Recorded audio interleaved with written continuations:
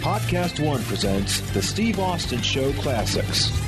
I'm talking with Booker T, WWE Hall of Famer. Back in the day, many, many years ago, one of the top 5 workers in the world. All time. You remember when you pulled that rib way back in the day in WCW? And the whole locker room got all stirred up about it. Especially Regal. Regal hated me, man, for doing that. Back, he wanted to fight me all the time for, doing that stupid deal. But, hey, man, you know what, though? I believed it. I believed it back then, man. I had to make myself believe it, man, in that locker room. It was a lot of top flight talent, man. Like yourself, like Jericho and, so Eddie, so many others, man. And if I didn't do that, but more importantly though, Steve, I went out and backed it up a lot of times too, man. I went out and worked my ass off to be, who I became. We were talking the other day on the telephone, and, man, I've been wanting to do a podcast with you for years, but I always wanted to do it in person to talk about your career and everything like that. And I've told so many stories over the past, during podcasts. I was talking to Dallas Page and the story when you was trying to knock me out. And, but we never have got to sit down in person and do a podcast. And I called you the other day and I said, oh, man, we just got to do one over Skype. And we started talking about MMA. And I didn't really know that you were a huge MMA fan. When did you first start watching? I've been a fan since day one, man, since Horace Gracie. But the thing, though, when you called me, I caught you off guard. You know what I'm saying? This Booker T. This Booker T. I'm like, yeah, no, man, but I go back to the Horace Gracie days, man. The Shamrock, the ultimate warriors, man, the gladiators of the sport, man. Those guys, I've been intrigued a long time about it. I'm an advocate for those fighters too, because those guys, they work their butts off, man, and the money they get paid. I'm pushing for more money for those guys, man, because they are true warriors, and at the end of the day, man, they need to be taken care of. Hey, man, when you was coming up in the business of pro wrestling, I'm sure you've had a lot of guys ask you, just because of your physicality, your look, you always spend a lot of time in the gym, but people always ask me, they say, hey, man, you love MMA. How do you think you would have fared if you got in it? If you would have got in it, how do you think you would have fared? I honestly don't know, man, because we're going to be talking about, Ultimate UFC later on. But, in that game, it's about levels. You could be great, on the, elementary school, schoolyard, and then you get to high school and them guys beat you up. You know what I mean? You get that, and then those guys in high school, they thought they were tough, and then they go to college, and then those guys get beat up. And then those guys in college, they go to the pros, and they go, wow, I thought it looked slower than it actually really is. So fighting is levels, man, and it's something that you got to embrace. Most of the time, from when you're a little kid or from when you're at a young age, let's just say that. Well, hey, man, when you first started in the business, you were trained by Scott Casey and who else?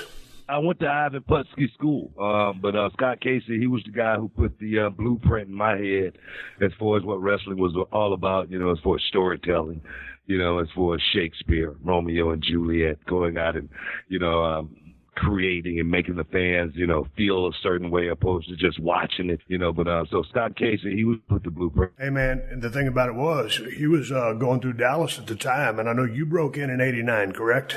Yep. And I broke in the back. Actually 90.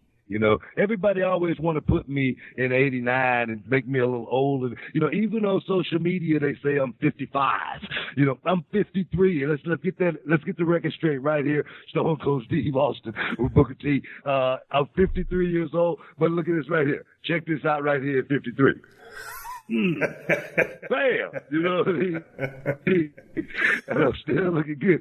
So, but now I broke in 1990, man, and I got my break in 92 in WCW. But what was the deal with Scott Casey training you? Because he was actually going to train me for a period of time. I was going to work at Watkins Motor Lines when I was working on a freight dock. And then, man, I happened upon Scott Casey, and we started talking. I wanted to get into the business, but then I guess he went off to Houston. And so all of a sudden, Scott Casey was no longer going to train me because I didn't know where he went. So that's when I hooked up with gentleman Chris Adams, because I saw his wrestling school commercial on TV. And I went down there, and it all worked out for me because, you know, he put me in a high-profile angle because he was trying to push his school. You know, after 5 months in the business, you know, I went down to Tennessee, worked for a little bit, and Jerry Jarrett sent me back, and that's when I turned heel and started working with Chris. And the only reason I was able to win Rookie of the Year in 90 was because I was in a high-profile angle with gentleman Chris Adams. And my training back in the day, dude, we did the basic shit. We learned how to do some tumbling drills. We learned how to take bumps. And we did that over and over again. And there was 25 or 30 of us in a class. We had one ring, and we worked out 1 day a week, and that was after the television taping. So, man, you know, dude, man, Chris didn't even smarten me up after 5 months before my first match, going into the Dallas Sportatorium to work with the world-famous Frogman LeBlanc. And right then, right before motherfucking television taping, that's when I found out the business is a work. Now, I knew something was up, but he wasn't going to smart me up for nothing. Dude, right before I went out there, we laid out a little bullshit match, and referee Tony Falk, who's good as gold, was trying to call me spots out there, and we stunk out the joint, as we always do when we was green. But my question to you don't know that. Oh, yeah. But what did your training consist of with Scott Casey and Ivan Putski? Because Putski was more of a showman. He was a strong man. I can tell you, as far as, let me tell you what happened to Scott first. When he left and went to Texas, Ivan Putski opened a wrestling school, man. And it was like one of the most high-profile wrestling schools you would ever, you know, want to walk into at that time, man. I mean, it was plush. It was in the, you know, the southwest side of town, you know. I mean, we had, you know, one wrestling ring on one side. On the other side, we had full wrestling mats. You know, we had televisions and video cameras, you know, watching us and stuff like that. Ivan Putski had slipped on a banana peel, man, and got some sponsors, man, and they were all behind this thing. And he hired Scott, man, and paid Scott some good money to come up and help him, you know, get the training done. And that's how I got hooked up with Scott. Scott, you know, as far as what consisted of our training, you know, I got lucky. Ivan Putski, he was a gimmick guy. He really wasn't a wrestler. You know, he never went out and actually had a wrestling match, I don't think, in his whole career. He's been in a lot of, you know, matches, but, you know, as far as the wrestling go, that's another story. So we didn't do a lot of burpees, a lot of, you know, Hindu squats and stuff like that. But we did learn psychology from Scott Casey. And Scott Casey taught me, like I say, the small little bitty things such as taking a headbutt in the turnbuckle, you know what I mean? How to sell, you know, a tackle properly, you know what I mean? How to, you know, create some space and little bitty stuff like that, you know. So the school only lasted about 6 months, and it was closed down. Because of all the money that he was spending, bringing talent in, stuff like that. But I got lucky. I was in on the first crop. How long did it take you to really understand the art of selling? Because when I got into business, man, at first, for those first 2 months, PY, Chew High, all of the big, bad, tough-ass heels were coming down into Dallas. And for the first 2 months, dude, I got my ass whipped with kendo sticks, weightlifting belts. I was this white meat baby face with long blonde hair because I just got finished playing football at North Texas State University. So they knew that I was a student of Chris Adams, so I wasn't having matches. I was just a whipping boy. And they was going out there and beating the flying puff out of me. And then finally I started getting in the ring and, you know, shit, you can go back and watch one of my matches with The Undertaker. And I guess he was working as the Punisher back in the day. And I wasn't worth the flying puff. And because I came out of a football background, I kind of considered myself, you know, not a tough guy as far as walking around and fighting people on the streets, but I was a pretty big motherfucker. So I'm thinking, you know, all of a sudden, you know, when I'm out there working with superstar Bill Dundee, who is one of my favorites and taught me a shitload about the business and psychology and really took care of me. Holy shit, man. Bill was 5'7", about 200 pounds. And Bill never worked like a small guy. And, you know, all of a sudden, you know, I'm thinking, man, I got to sell for this guy. And it was my conversation with Tojo Yamamoto. Did you ever know Tojo? No, I never met JoJo. Well, man, one time, he's telling me, he's trying to smarten me up about selling, so I could get some sympathy. Because, dude, if you and me are working, as we have many times, if I'm doing something to you, man, you ain't selling it, and you're doing something to me and I ain't selling it, nothing means shit because nothing hurts. So Tojo said, grab my ear. And I grabbed his earlobe. And, man, he cringed, Booger, like I just ripped his ear off. And he looks at me and he goes, that's sell. And that's when the light bulb went off in my head. How long did it take you to put the nuances and the art and the performance all into it? Because I know you was always a good athlete. I took to wrestling really, really quick, man. For some reason, it seemed like it was something I was meant to do. It was like deja vu. But selling, for me, I talk to my students about it all the time, it's acting and reacting. That's pretty much all it is, And I got into a lot of fights when I was a kid, man. I used to kick a lot of ass, man, and beat up a lot of guys around the neighborhood. But I remember this one kid down the street, man, and, he called me out to a fight. And, the fight was actually in my yard. And I remember what that ass kicking feel like, man, because that guy beat me up so bad, man. He beat me up so bad. But then on top of that, I got a chance to, sit under the learning tree, guys like Manny Fernandez, guys like, John Mantell, guys like Black Bart, John Tatum, Maniac Mike Davis, those names, man, those guys were stars, man, in Dallas, and they were true bona fide wrestlers. When I see Stone Cold Steve Austin, I see gorgeous Gary Young running around, in my head every single time, because those guys, they were truly, truly great, athletes and great stars and entertainers down there in Dallas. And I learned so much, man, riding, and actually driving, and Black Bart sitting in the back seat, telling me which way to go there. So that's how I learned, dog. Dude, I remember sitting around some of the hotel rooms because I was traveling for a brief period of time with Black Bart and a little bit of Nikita Koloff. And Black Bart, he'd always had his glasses, and he'd push his glasses up and he'd be spitting in his little spit cup and dropping knowledge. And, to your point, man, I was riding up and down the road with Skandar Akbar and Bronco Lubitsch. I mean, I had no ride. I didn't have no friends. I wasn't over, so I was riding with them. They took me under their wings, and then I hooked up with gorgeous Gary Young, and we was riding down the road in his 280ZX, and I'm asking him questions the whole time. Billy Joe Travis, Jimmy Jack Funk, Maniac Matt Bourne. A lot of those guys, I mean, those are ace workers, never got really big runs, but outstanding teachers and outstanding workers in their own right. Hall of Fame talent right there you just named. I mean, on both sides, all those guys, Hall of Fame talent, man. And that's what, we talk about, the young guys now that's out there doing their thing. Those guys, there's a lot of great talent, on the roster today. These young guys, they can do things, unimaginable to guys like us when we were doing it.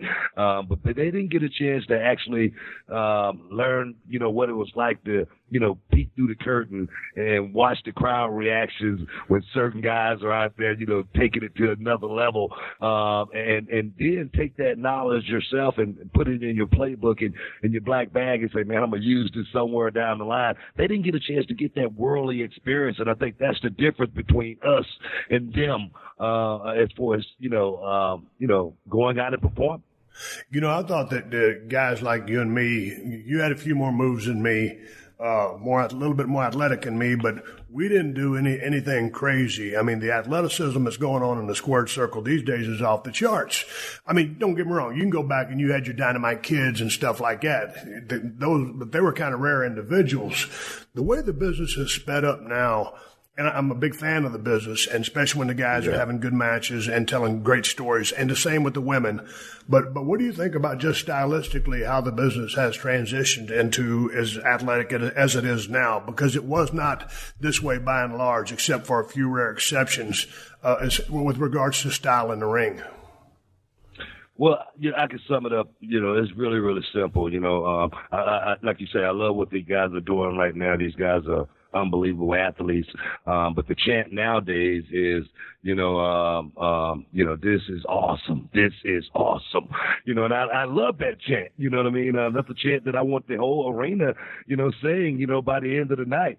But I want them to be saying it at the end of the night, not in my match, because I need them, like when I was wrestling Stone Cold Steve Austin and I'm a heel, I need those fans chanting Stone Cold, and then I need to get me going. Not this is awesome for me just to go ahead and jump on something and break something. I need an investment. I need an emotional connection. And that's the difference between what we did and what the young guys do now. And some of them do it as of late. I can honestly say, Seth Rollins, man, I mean, this guy, he has been doing some his storytelling, man. I mean, it's like writing a great romance novel. That's how good Seth Rollins has gotten as of the last, 6 months to a year. And I hope all of those guys, can fall into that same mode, because he's thinking about his body now because he's getting a little bit older. And I think that's one of the things. These guys are young and they don't realize it until they get a little bit older. But as far as the showmanship goes, and because you can be a great worker, because we've all known great workers who never got to the highest level that they should have gotten it. And I bring a classic point right now, Brad Armstrong.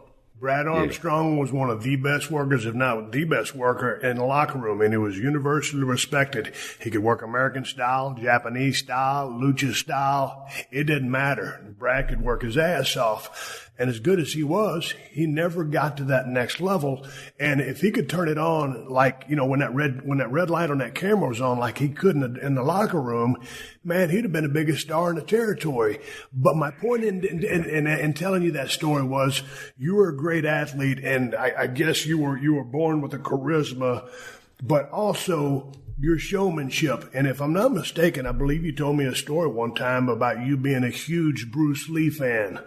And, man. And like Bruce Lee was instrumental because, dude, some of the stuff which you would do, the after effect was exactly what, like a Bruce Lee, if you just think, okay, he goes over and chops a bunch of stuff up and that he's just going through the motions and it's cool. You can respect the ability. But dude, when he stomped a motherfucker and all of a sudden he's doing that face and he's making all those sounds. Tell me and tell everybody about how big of an influence Bruce Lee was on you. I tell people all the time, man, you're never going to watch a karate movie without hearing somebody yell. There's always going to be some of that. If that's not in the movie, it's not a great karate movie. I don't care if it's a Chuck Norris, karate movie. I was just watching, the 5 Fingers of Death and the 5 Deadly Venoms just last night. And the thing is, I've watched these movies 100 times, maybe 1,000 times a piece. But the thing is, that's where I got my entertainment from. The boss, every karate boss, he was badass. You couldn't just walk up on him. You thought you could. You wondered how he became the boss. It was because he could kick everybody's ass. So those stories, man. My scissor kick, coming from the best of the best, the movie with Eric Roberts, back in the day, stuff like that, man. I was, drawn in. My sidekick, I always wanted to fly like a ninja. Ninjas could fly, you know what I mean? And that sidekick, I would tell my brother, hold him up as high as you can, you know what I mean? And I'm going to go up there and get him, you know what I mean? And I would do it, effortless, sometime. And that's what wrestling is, man. It's the embodiment of going out and making the fans feel like, man, when you put that suit on, you are truly like Superman, man. When you went out there and stomped a mud hole in a man and walked it dry, you actually believed it and some of those boots were pretty stiff. Hey man, before we segue into a little bit of UFC 228, you got to tell a story about the time, because I've told it on the podcast before. I want to hear your take on it, because it was you and me in the ring together, and we always enjoyed working together. We knew each other since when you came into WCW. Hell, I guess I was there first. And then you guys came in, you and Stevie Ray. But we enjoyed working with each other. But one time we was working, it was WWE or WWF back in the day. And man, we had just started working. Yep. And man, you knocked the dog shit out of me. And I was always real patient with sending receipts because, I was just like, okay, dude's off. And I like to work snug anyway. But, man, you hit me so damn hard. I said, no, man. I said, I got to send back a receipt now. So what happened that night? You tell a story. I've told it too many times. The way I remember that story is we got one more we got to talk about too. As far as when I first got in the WWF, we got to talk about that story. But what I remember about the night that I whacked you, I'm known to be snug. I'm known to be a little I wouldn't say stiff or anything, but I'm one of those. I'm old school. If you hit a guy in the lip and you bust his lip, that's just part of the business. But normally that's in the exchange. That's normally when you guys are going at it, not when things just get started. But I don't know, maybe I was wound up, but I do remember hitting you and blood came out of your lip, and I go, oh shit. I ain't mean to do that. That's what I'm saying in my mind, but in my mind as well, I'm knowing that I'm going to get a receipt back, somewhere, in this match. And the thing is, what I remember that night, you was really, really passive, as far as getting that receipt back. But the receipt I remember getting back was a stomp, right to the face, when I was laying down on the ground. And it was a stiff shot right to the nose. And the thing is, I felt like I deserved that. You know what I mean? It didn't bust me up or anything, but it was a stiff shot, and it was open, and it was purposely done. Now, in business, a man could only respect that. You know what I mean? That's the way I remember that going. Now, should I have been, in the back, waiting on you behind the curtain before that stiff shot? No, because I delivered the stiff shot first, and the receipt was there given. So I understand that. I totally understand that. But young guys need to understand that when you're out there performing, that this is not a day in the park, man. It's about, especially when you're on TV. You got to go out there and lay those shots in. You got to go out there and whack that guy. Sometimes it do get a little, testy, and guys want to, get a little rowdy with each other. And I always said, hey, that's good for TV. Go out there and let all of that hang out. If I need to bring you back, I'll bring you back. And I think that's something you and I both brought to the table. It's funny because the business of pro wrestling is such a work. A lot of people you were there. I think you were there when Sean, maybe it's before you came in, when Sean and Brett were kind of working an angle, and there was a lot of heat between those guys. And yeah. I think they was fixing to do that 60-minute Broadway or whatever it was, Iron Man match. But all of a sudden people think, oh man, these two guys are mad at each other. It's going to be a hell of a match. Dude, when two people are really mad at each other and they shoot heat, normally the match ain't that good because both guys don't want to really cooperate with each other. It's got to be a total work in there, and sometimes things can go bad. Sometimes you can get a shot or a receipt or stuff like that, but man, you got to maintain your composure because like you said, it is what it is. It's very physical. It ain't ballet. You're always trying to protect the business, even though the business is a known work. But when two guys in there and they're really mad at each other, it doesn't necessarily mean it's going to be a great match. Being really mad at each other is one thing, but do you agree with me or not? Every time I had to go out and perform at a very high level with a guy, no matter whether he was my best friend or not, when I walked out of that curtain, I really wanted to whoop his ass. From an entertaining perspective. But I really wanted to go out and whoop his ass. And the camera needed to see that in order to be able to understand what was getting ready to happen. I don't know. A lot of times I could see when guys getting ready to go out and have a match, when getting ready to go out and perform and play wrestler. And for me, coming out of the curtain, that moment in time was frozen because I really believed in what I was getting ready to go out there and do. Dude, I agree with you 100%. When I was out there, it didn't matter whether it was promo, whether it was a match, and this was the interesting thing, and I don't know how long it took for you to really find yourself as a character and a character that you totally believed in. It took me a while because I remember, in USWA and even in World Championship Wrestling in Atlanta, I was Steve Austin. I was Stunning Steve Austin, but I didn't really know what that meant. all of a sudden, when I kind of started getting up, I come up with that Stone Cold idea, and I turned into Stone Cold, and I started growing into that character.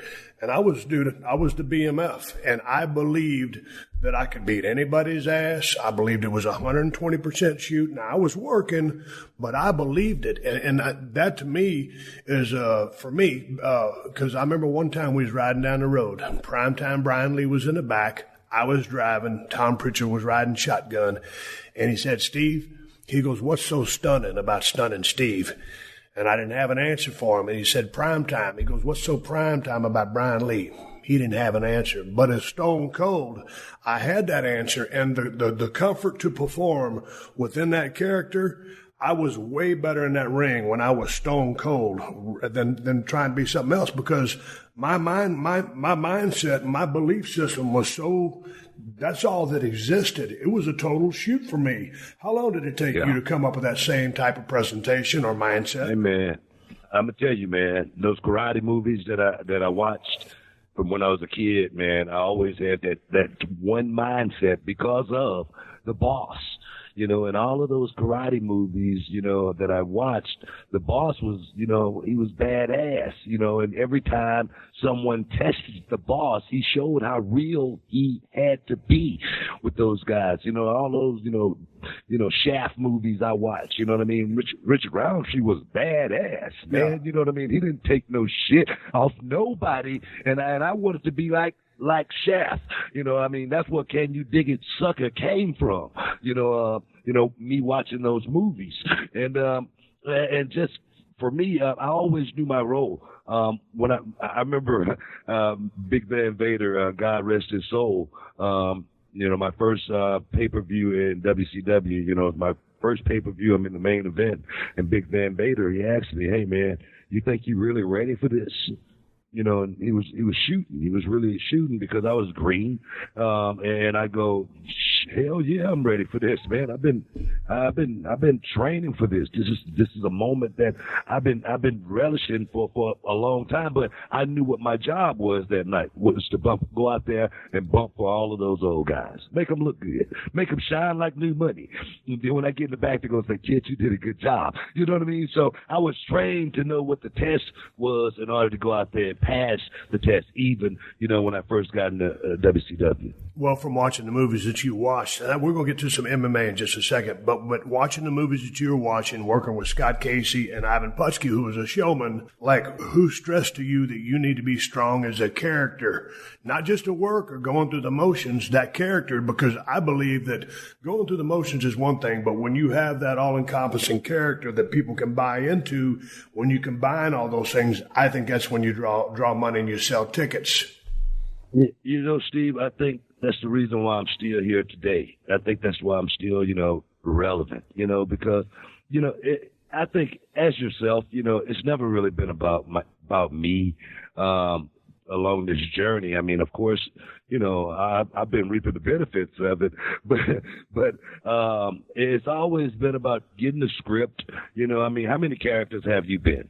You know, and every time you got the script, you went out there and tried to make it the best you possibly could.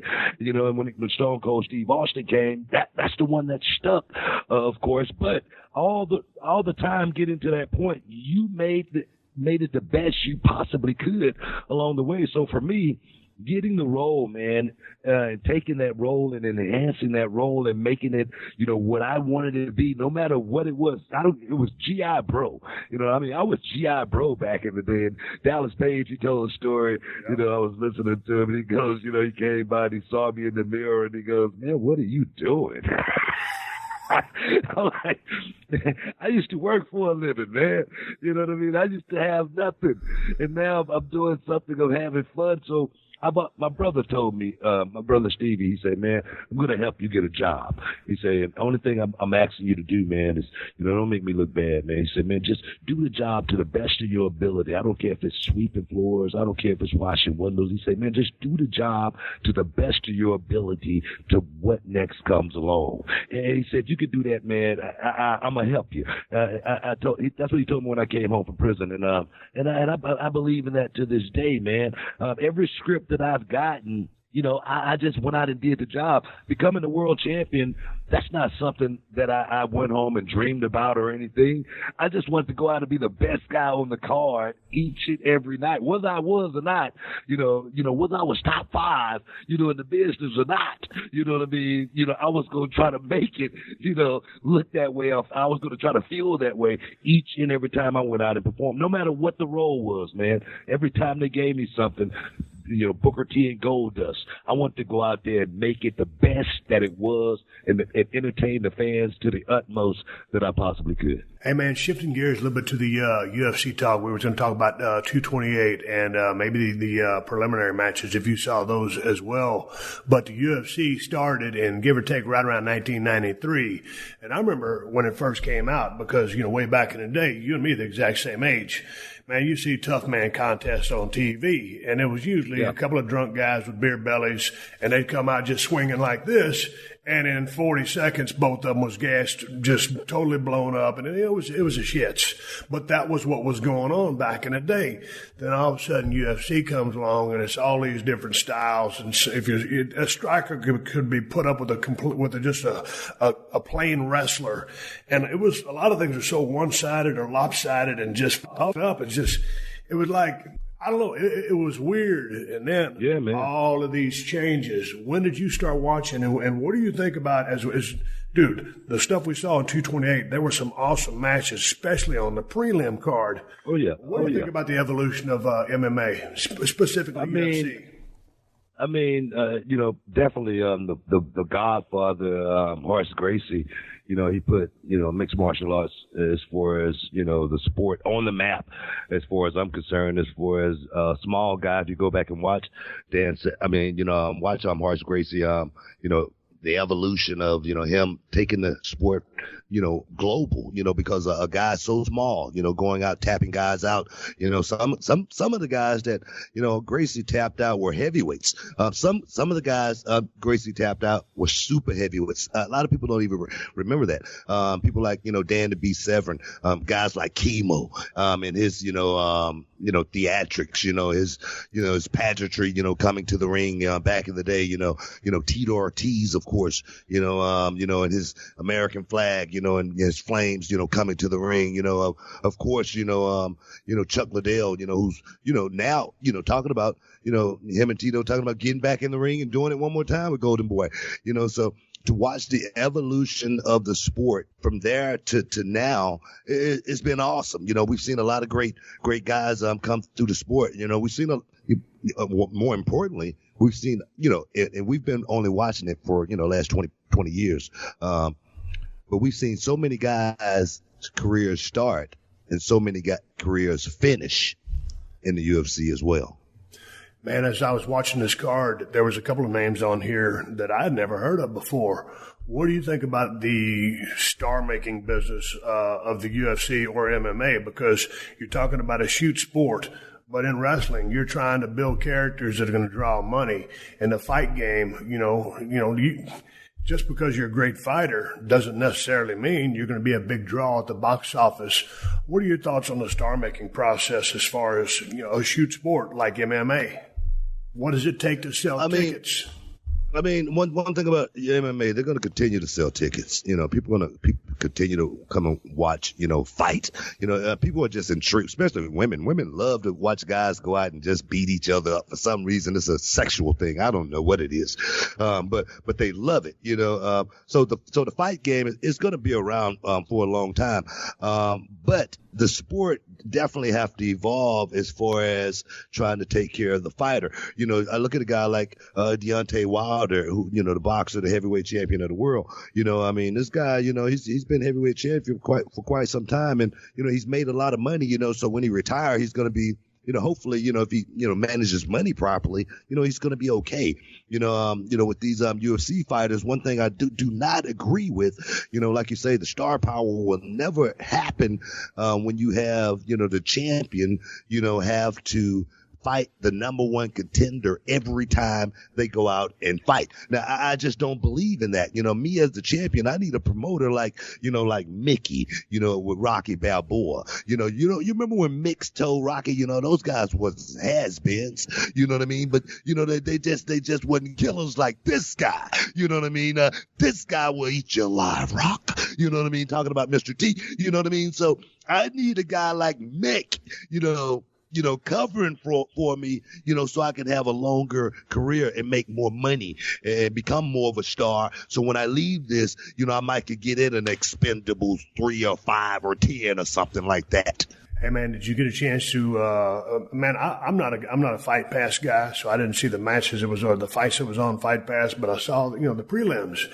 And most time, man, I don't watch the preliminaries. I just watch the pay-per-view, and that's it. And I just got finished driving home to L.A. from Nevada, and man, I was tired.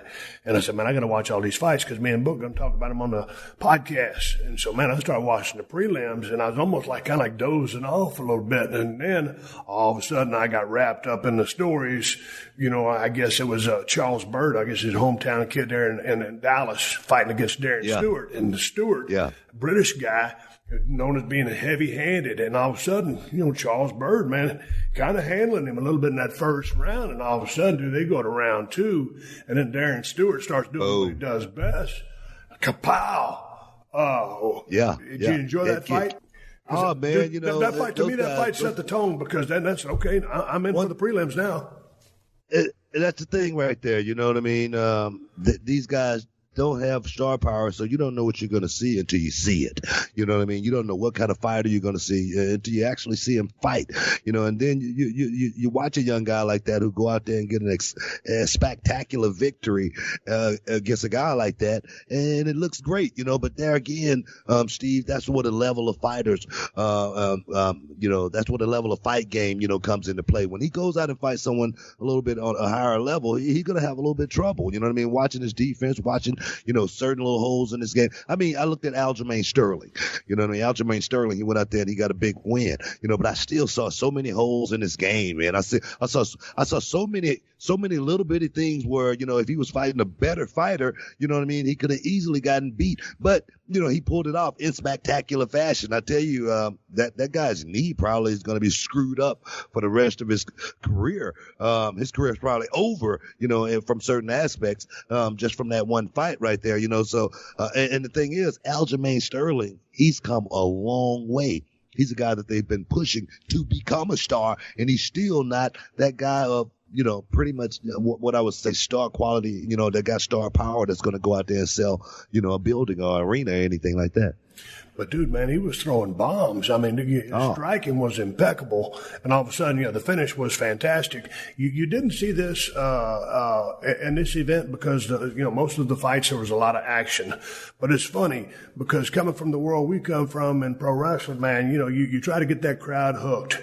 And then you're doing something through your storytelling, all the packages that have been run as far as your angle, and you're taking in people on a ride. And so you want them to come up and down with you and to get behind that baby face and to dislike the heel. What are your thoughts as far as just an MMA crowd where a lot of times you will have two world-class fighters out there, but because their styles are kind of canceling each other out, seemingly it's a quote-unquote boring fight when you're actually seeing a masterpiece of a chess game, and they start booing and shit like that. What do you think about the MMA crowd? Why are they so fickle? Well, the crowd is only, doing what they're supposed to do, when I think, when you got a referee, MMA is the only sport in the history of sports where the referee can actually tell the fighter, come on, guys, we need more action. Yeah. Come on, guys. We gotta get it. Come on, guys. Come on. Chop, chop. You know what I mean? It's amazing, when I see something like that happen, and the thing is, you do watch a guy go out there and he's technical, and that's the way he fights because he's a prize fighter. He's not a guy that just want to go out there and get knocked out. I don't agree with, these guys going out there just being looked at as cockfighters, thrown in the chicken coop and say, hey, just fight. That's not what, I think it should be about. I don't think that's what they should be. Of course, there's a lot of them, you look at Chris Lieben, Chris Lieben, he's a, former UFC octagon warrior, guy who's gone out there and, was willing to just walk in the shots, willing to just take them, and I can almost guarantee you now, if you go and talk to Chris Lieben, if he's conscious, if he's coherent, he would tell you he would not do that ever again. He would not walk into those shots that he took from Anderson Silva, thinking that this was a game, thinking that this was something that was funny when you could get brain damage. So I applaud those guys, at the top level that say, hey man, I'm not just going to go out there and just walk into anything, just because the fans want me to go out there and do it. They did that to Floyd Mayweather. Floyd Mayweather was the guy who got booed out of the building in many, many fights, but who's the guy at the end of the day on top, looking down? Hey man, you just talked about Chris Lieben, and I was a big fan of his back in the day. And he had a lot of problems with some drugs and painkillers and stuff like that. I don't know his whole story, and he had a tough background, a very tough background. But when you start talking about stuff like that, as far as what it takes to be a top-level UFC fighter, even on their roster, the amount of toughness, the way those guys train every single day, and the fights they put themselves through, people always say, hey, man, what's tougher, pro wrestling or MMA? Because when you tell our schedule to some of those MMA guys who actually get what we do, they're like, man, what you guys do is crazy. I don't know if I could do that. So to me, it's a different level of toughness. Like the boys are like cockroaches. We're in a different town every single night. We're at a different gym. We're on the road. We're eating at different restaurants. Just as far as toughness or a hard way of life, which one do you figure is a tougher? That's a tough question, man. That's a really tough question. What's tougher? MMA, professional wrestling. In professional wrestling, we definitely got to be physically tough. That's something that we, you can't be a professional wrestler without being tough. That just comes along with the territory, putting your body through something that's not meant for the human body to actually go through on a regular basis anyway. Sometimes, 275 days plus, doing it. That's just not something the human body, is supposed to do. Baseball, they play 80 games, 120 games a year, you know what I mean?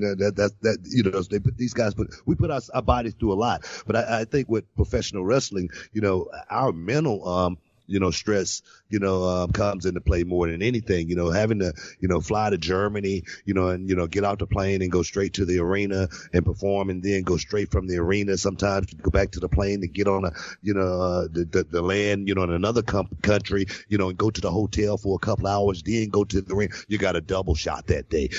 Stuff like that. The mental aspect comes into play. How far can you push yourself? How long can you stay focused? And for how many years?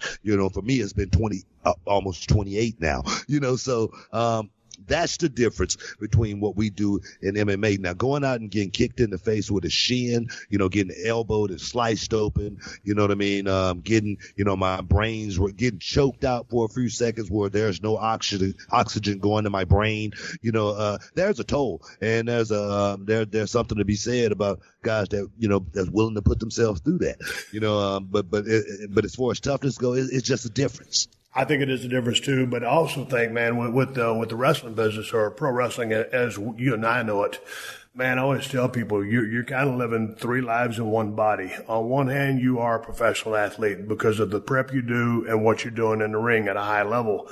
Then on top of that, you can be a rock star.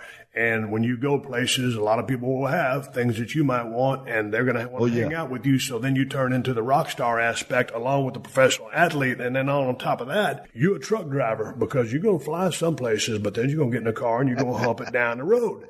So, it truly is that. And I was kind of known, way back in the day, I ran with the crowd that I ran with. But when I finally started making some money, I started traveling by myself. But I was always with the drinking crowd. And man, I mean, when I say I was with the drinking crowd, I mean, I was the drinking crowd, and I always had my whiskey, whether it's whiskey, beer, stuff like that.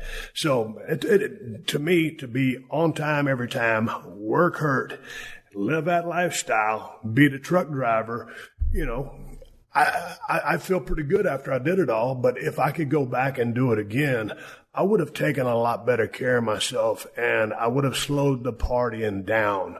And that being said, I don't think that a UFC fighter could live the lifestyle that I was living or Ric Flair was living, a whole different level, because he's the greatest in my opinion. But doing the same kind of outlandish things, it takes a hell of a goddamn toll on your body, brother.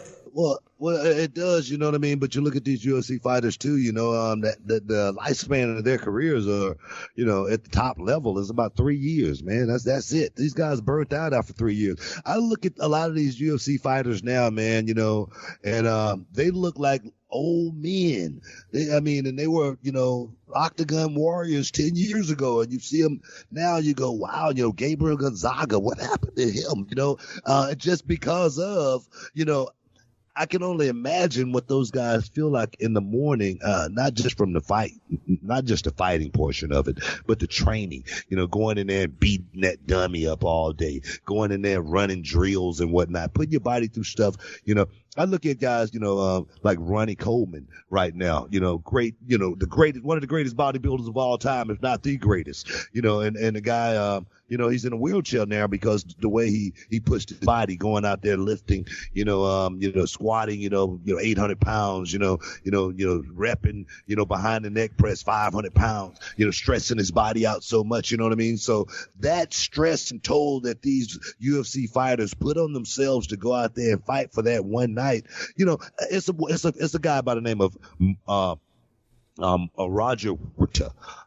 He was on the cover of ESPN magazine for the UFC back in the day. You probably don't even remember him now, but Roger Whittaker, he's right now, he's still fighting, but his fight level and skills dropped off like that because there's no way that you can continue to push your body to go out and stay up to fight every single time to fight the number one contender. Look at Tyron Woodley. This is a guy, you know, UFC welterweight champion, a guy who's done nothing but win in the UFC. But there again, he's a guy that's not willing to go out there and say, hey, I'm not going to just fight when you tell me to fight. I'm not going to just go out there and fight who you want me to fight. You know what I mean? Just because, you know what I mean? He pretty much, you know, calls his own shots. They don't like that. That's one of the reasons why they threw this Englishman, Darren Till in there, this kid who, you know, actually was not even a welterweight. You know, they put Darren Till in there to say, let's get the strap off this guy. We got to get the title off of him. You know what I mean? But Tyron Woodley, he's consistent. He does nothing but one thing. He goes out there and performs each and every night. That's because he takes care of himself. He's not one of those guys. Hey, man, while you was talking about the brutality of some of the shots these people are taking, man, Carla Esparza, former champion, man, she gets in there with Tatiana Suarez, who overcame thyroid cancer way back in the day. And, dude, just go ahead and expand upon what your thoughts on that fight. Well, Namajunas should have been watching. You know what I mean? Rose should have been watching very, very close because the girl, she's big, she's long. I mean, she may call her Esparza look like a little bitty girl in there. I mean, she just rag-tagged her. She just beat her all over the place. They should have stopped that fight, you know, just because it was a mismatch. You know, Carla Esparza, she's good, but she's got beat up, you know, a couple of times there, and it's just been about the level of fighter that she's going out there with. She's been getting overpowered just because she's 5 foot tall. She's a small girl, and she's relying on her quickness to go out there and be able to, you know, fight a wrestler like Suarez. And Suarez, she did her job. She did her job, and she did it in fantastic fashion. Just a straight up beatdown. Well, man, I got to give a real big shout out to Carla Esparza. I mean, because, man, you talk about a damn throttling. I mean, Tatiana Suarez was all over her, just kept taking her down, and all of a sudden there was one little hope spot when Carla gets up. And then all of a sudden, after that little hope spot, as we call it in pro wrestling, man, she backed down, and Suarez was just coming with that ground and pounding, those vicious elbows, man. Esparza's head was just, I mean, dude, she was knotted up. It was brutal. Yeah, and people compare, MMA to boxing, which is the most dangerous sport, which one you take the most beating in, and you look at that, you look at Carlos Esparza's face, after a fight like that. And in boxing, that fight would have been stopped because of the brutality of it. And MMA, the brutality, there is no stopping point until the guy is unconscious or dead, in certain cases, so it's definitely a brutal sport. And to see a woman like that, man, going out there, every time I see a woman get kicked to the ribs, man, all I think about is eggs cracking. In the business of pro wrestling, Buck, Jesus Christ. You're listening to another classic episode of The Steve Austin Show, only on PodcastOne.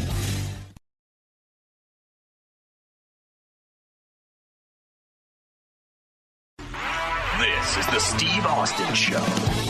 In the business of pro wrestling, man, I hear a lot of guys, getting concussions and stuff like that. And I don't really understand that because working the style that I worked, which was a very physical style, I know when I got dropped on my head, I was concussed. I was probably, I don't know, man. We know more about, or science knows more about concussions than we did way back in the day, but I don't know more about concussions. I can only speak to think that I only had a few of them. How many concussions do you think you suffered? Because other than a hard ass chair shot or something like that, I just don't understand. Well, like Mick Foley, I can understand why he had a lot of concussions, and I say that with respect because he's a great friend of both of ours. But dude, did you get a bunch of concussions in the business? I think I may have gotten two. Right. And one was with Perry Saturn. He did a moonsault off the second rope backflip, and his knee caught me right on the chin, and boom, and I went down. He covered me 1-2 kick out. He grabbed a real chin lock, and he called a spot to me. He go, "You ready?" I'm like, "Yeah, I'm ready." And my everything went to get up except my legs, and I laid back down there, and I go, "Wait a minute here, hold on a second, and then I got myself back together. And I remember wrestling the Nasty Boys, and got hit in the head with a big jug of mustard, and it knocked me silly, you know what I mean? But other than that, man, I think it's the way that, we did go out there to make sure that we was, able to go and, perform the following night. We were, guys, we were great showmen. We were great entertainers. We went out there and we pushed it, to a certain level, but I teach here at my school, that, safety first. I got to make sure I take care of that guy that I'm working with. If I can't take care of that guy that I'm working with, it's going to be a problem. I'm never going to be able to work at the top level because the top level guy is not going to want to work with me. He's going to say, "Hey, man, this guy's, I got to make money." You know what I mean? So therefore, you got to be a guy that can go out there and work with everybody. Your finish that you do, you got to be able to go out there and do it with everyone. And I see guys now that, they don't care about the safety of the guy that they're working with. They just pick them up and just toss them, and how they land. And the thing is, the guy that's getting tossed, he don't care either. So it goes both ways. He just picked me up and shoot.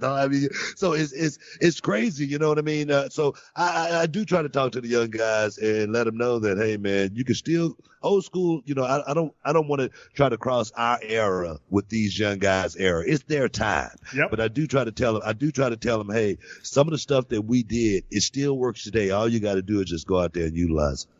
Hey, one of the things I forgot to talk about a fight. It was Jeff Neal working with Frank Camacho, and holy shit, man, Jeff Neal. I'd never heard of the guy. Dude, he was just his hands, his speed, his lateral quickness, his movement, his footwork was just premier. And Camacho was a tough ass guy. And at one time, man, he hulked up and told him to bring it. And he was getting his ass whooped. And then in the second round, and Jeff Neal almost finished him and got saved by the bell. And then Jeff got that fight though. Yeah, but he had a ton of heart. But dude, then coming in that second round, Jeff Neal come out of nowhere with that damn kick to their head. Dude, that was one of the worst knockouts I've ever seen. No, and I tell you, man, he was on Dream Street. So I mean, he was out before he hit the floor. And that's the thing, Jeff Neal. That's another guy. He's tough. He's He's an awesome fighter. But that you just said it right there yourself, Steve. You know, with these UFC guys, you never heard of him. You don't know who he was, and so for my entertainment value, you know, I'm not going to be tuning in to, you know, watch Jeff Neal the next time, you know, the UFC come. I won't remember this guy, and that's the problem, you know, and that's the spotlight. You know, I think the sport need on it more than anything. You know, you and I sitting here talking about just that right there alone is literally what these young guys, you know, I look at you. Let's talk about him right now. Sage Northcutt. Sage Northcutt, you know, he's a free agent now. You know, he's a young kid, you know, that they were looking to put the rocket on, you know, send this kid straight to the moon. You know what I mean? The kid was going to be getting, you know, nothing but, champagne wishes and caviar dreams, you know, from this point on. Was this young kid realized how hard it is in the UFC. They keep throwing this guy, you know, hard fights after hard fights after hard fights. You know what I mean? He's gotten beaten a couple of times. If that was a kid of mine, you know, I mean, he'd have an undefeated record.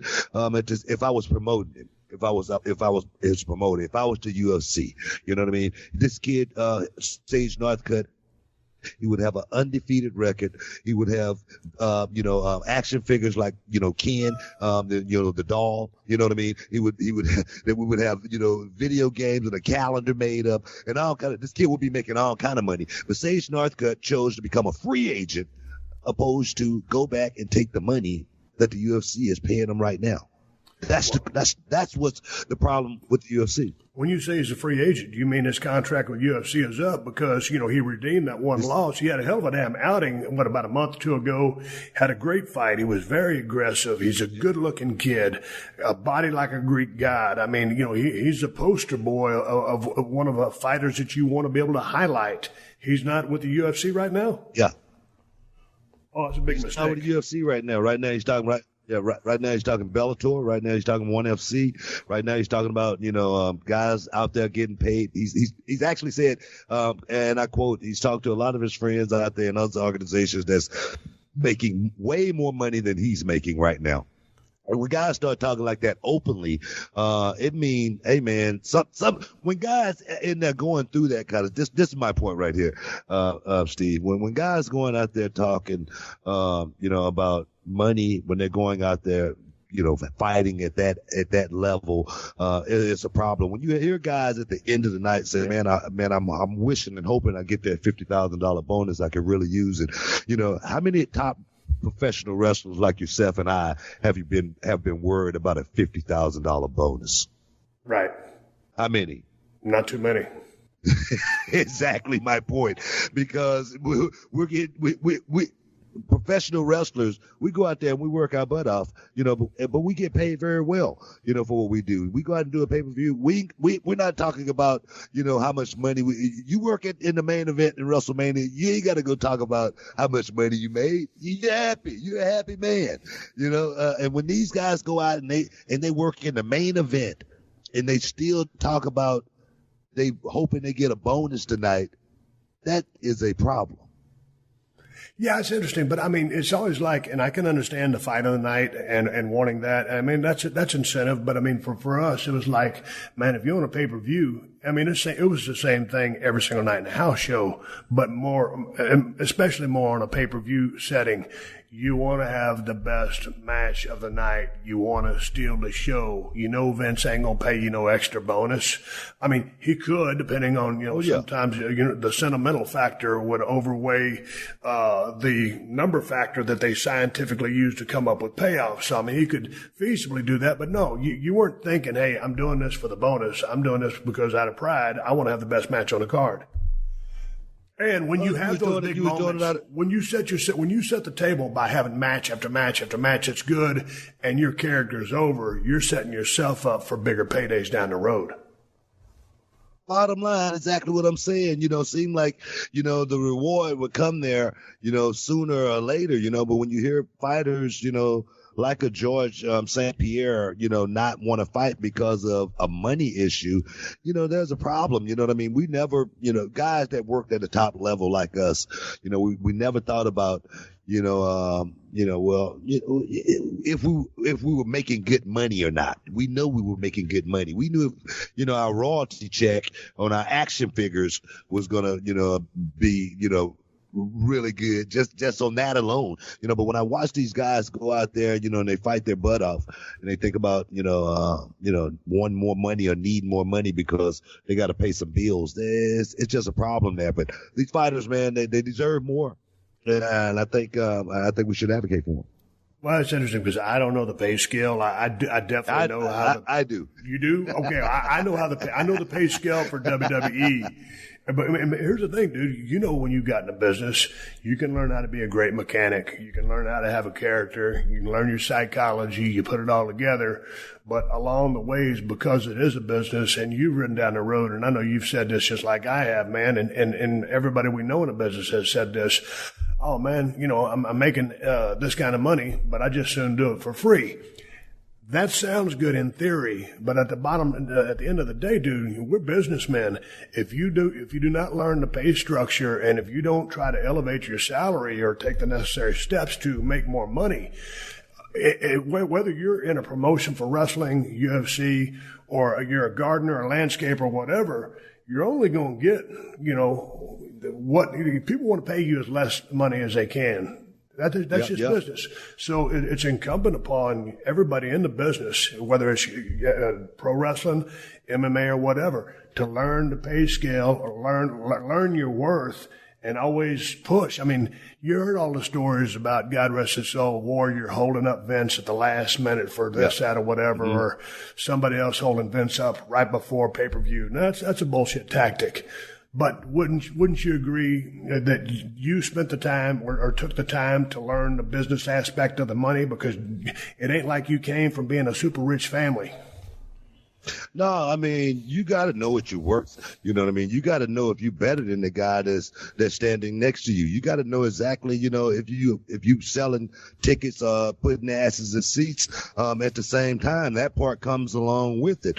A lot of these UFC fighters, they don't have that power to say, hey man, I'm a draw, pay me this much money. Truly, I understand that point right there. But when certain guys are at that point and they still are talking about money, like just say for instance, a guy become champion and he calls out Dana White and say, Dana, when am I going to get, the big money? And it's the championship fight. He should be talking about money when it's a championship fight. That's the last thing the guy who wins should be talking about. But there again, I made sure I put myself in position to be one of those top guys. I put myself in position by going out there, working my ass off, creating the character, going out there and having showmanship, knowing how to make the crowd, feel a certain way at the same time. A lot of these UFC fighters, they don't have character. A lot of these guys are pure testosterone. They go out there and they do one thing, and fight. I tell young people all the time, in a UFC fight, these guys ain't thinking about going out there and hitting the guy with a body slam and then going up to the top of the cage and dropping an elbow. They're not thinking about that. They're going out there thinking about seek, destroy, and destruction. That's the only thing those guys think about. So totally I understand that, but in doing that, they're not building a character. In doing that, they're not building, a bigger following, but they are putting more wear and tear and pain on their bodies at the same time. You know what I mean? So therefore, with the WWE, they create characters. They create their stars. They're the one who's behind, pulling all the strings as far as what guys are going to be getting pushed to the top. You know what I mean? What guys are going to be getting, putting in certain angles, what guys are going to be headlined and main event all these pay-per-views that's coming. I look at a guy like Chris Jericho, and this guy, man, he's one of the hardest working men. He's like James Brown. You know what I mean? He goes out and everything that he's done it on his own, man, at his own accord, man. He has created everything, as far as, Chris Jericho goes. And to be able to do that is, what a lot of these young guys, hopefully they could take some advice from a guy like that. When you were talking about pay structure within the UFC or MMA in general, would you agree that Conor McGregor, when he first started coming on the scene, dude, and he has that aura about him, that chemistry, that it and that X factor, he's talking all that trash, man, and then he's backing it up, and he's just a supreme showman. Then all of a sudden he has the fight with Mayweather, and then he rakes it in on that, and of course Mayweather goes to the bank big time in a couple of damn dump trucks. But going back, now Conor's talking about coming back and fighting. I guess it's going to be against Khabib. But he's a guy, to me, that everybody has looked to, especially, I think, the Diaz brothers. Hey, man, if you're paying this son bitch all that money, then where's mine? So I think he has made a huge case for guys getting paid more money or bucking the system or bucking the promotion and demanding more money. And that's what it seems to me like that's what a lot more fighters are doing. They're being very selective about their opponents. And it goes to a friend of mine, Daniel Cormier, DC, wanting that fight with Brock Lesnar because he knows that that's going to be the biggest payday of his life. So what are your thoughts on Conor and how he's affected at least the wherewithal about the pay structure? I got a saying, when you're 100% about something, you speak up 100% of the time. When you're 99%, you keep your mouth shut. Conor McGregor, he came in there, he proved, his work. He proved how good he was. He proved that he was marketable. He proved that he was bankable, as well. Even going out there having some tough fights, with, guys like Chad Mendes, going out there with, Nate Diaz going out there and having that one loss, even having, some tough fights with a couple of other guys. He pulled them off, in grand fashion, and that right there put Conor on the map, as well as Conor got a country behind him. You know what I mean? He got a whole sea of people that's going to follow him as well. And that's what made Conor a little bit different. Now, Conor was willing to bank on himself and say, hey, man, whatever this UFC say, man, screw them, man. I'm going to have this boxing match. And he got so big, they couldn't say anything, because they wanted him. Because, when you draw in money, hey, people are going to want you, no matter what, so that would put him in a great position, man. He said, I'm going to go have this fight with Floyd. We're going to go make this money. I'm going to put myself in a position where, hey guys, if you want me to come back and fight, it's almost like Tiger Woods back in the day. They used to pay Tiger $1 million just to show up at tournaments, so with Conor, he got it to the point now to where, hey, if you want me to just show up, pay me to show up, and a lot of fighters can take notes, from what he's doing. Yeah, and you got to, because that's the business side of it. And a lot of people are, like you said, they're going for more money, as they should. Hey, man, when you get back to the main card, and we're all over the place, and man, we're just shooting the breeze. I ain't no technical damn broadcaster, as me and Booker T talking about pro wrestling. We're talking about money. We're talking about UFC. I don't really give a shit. But dude, Abdul Razak Al Hassan goes out there against Nico Price. And the interesting thing about Nico Price, last time he was out there, he won that fight knocking a dude out with a hammer fist. And on that pay-per-view, a month or two ago, whenever that fight was, there was 2 hammer fist knockouts, which you don't really see that. But he won in spectacular fashion. Dude, all of a sudden, he goes out there with Abdul Razak Al Hassan, and that match literally lasted, I think that fight lasted about, 40 seconds? Yeah. Dude, and then Nico came out there and hit him with the right hand. And I said, okay, he's got a little bit of height on him. He's got that range. And it's like Abdul, man, he stayed right within range. And so Nico couldn't get off. He didn't get off. And all of a sudden, like in the promo afterwards, when he was talking to Joe Rogan, he says, man, when people want to stand and trade with me, I just get mad and I start throwing back. And dude, he hit him with a shot and just knocked his damn dick in the dirt. No, I tell you, one thing about the 228 was the prelims literally stole the show. I can't even remember the 2 girls that was fighting. It wasn't Aspars, it was the other 2 girls, man. I had never seen them fight before, but they just beat each other up and bloodied each other up like, I've never seen before. And that was really, really cool. These girls, these guys, they're going to come out there, man. They're going to fight. It's no no shame in their game as far as coming out there putting on the show. These guys, they go out there and they'll put their chin out there and they'll take a shot. I mean, Darren Till actually, I'm jumping around, but Darren Till was taking elbows to the face and he was laughing about it. You know, I mean, that kind of stuff right there, when I see that with these guys, man, they truly believe, I mean, especially with the women, man, just like Esparza, like you say, you got to give her so much credit because of the beating that she took. They will go out there and fight to the end. And that's what I wonder, man. I wonder about the UFC fighter, man. Where do they get that from, man? What does that come from, going in there, knowing that that's getting ready to happen, knowing, you know, it's a possibility. It's not like going out there swinging a tennis racket like Serena Williams and breaking down or anything like that. You going out there getting hit with shots and standing up for another shot. That's what's so impressive about these UFC fighters, man. But I always figure, man, like I think guys that got in the business that we got into, we're wired a little bit different. I think when you get in the fight game, you're definitely wired different. I mean, everybody's wired to do whatever they end up doing, but it's a different mindset.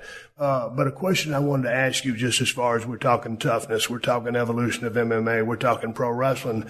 One of the things that impressed me about the preliminary card coming from the winners and from the main card, man, there were some really, really good promos done after the fight conducted by Joe Rogan. And because, man, we come from the business of selling tickets, I've seen many guys, or many girls, but mainly guys, they get out there and all of a sudden Joe's trying to interview them, and it's just a stream of F-bombs or just some kind of bullshit message that don't make no sense. But I always feel like that mic time, and I can only imagine what it feels like to feel what they've been through, the adrenaline rush, the beatings, everything, the physicality, and then all of a sudden someone sticks a mic in your face and it's time to make some money. I thought, man, there were some great promos. There were some very humble promos. I mean, like Tatiana Suarez, what she said. I mean, same thing with Aljamain Sterling talking about how tough Cody was. Jeff Neal talking about how tough Camacho was. And Darren Stewart with the British accent. I think those guys all improved their stock and all made money. Same thing with Al Hassan when he takes down Nico Price. He gives him credit. But everybody was really well spoken on this event. And that always impresses me because I'm looking at the fights. I'm buying it for the fights, but I'm also, man, I'm looking for that guy who's going to get that mic time and put himself in a better position, either one with the promotion or two with the people and making money and taking advantage, because you don't always get that at bat. And when you do, you got to be, have the wherewithal to take advantage of that damn shining moment when Rogan or whoever it is gives you that time. Do you agree with me? You know, man, look at the, like you say, everybody was humble, you know, and you're supposed to be, you know, I mean, it's a pugilist, game, you know what I mean? It's about respect and whatnot. But the guys who make the money and put themselves in position for the big fights are the guys who are the best talkers, you know what I mean? The guys like Chael Sonnen, you know what I mean? A guy like Mickey Gall as of late. Mickey Gall, called out, you know, CM Punk, and that one fight put Mickey Gall's name, you know, in the books, and he went out and cashed in on it, you know? So my thing is, cutting a promo is something that these guys really do need to learn how to do. Cutting a promo is as a class, perhaps, that these UFC guys need to take, because, you know, going out there, and Muhammad Ali said, it's going to be a thriller of a chiller when I get to Gorilla in Manila. You know, that right there, you know, made me want to tune in. Yeah. You know, it's a gorilla about to get beat up, you know, in Africa, you know what I mean?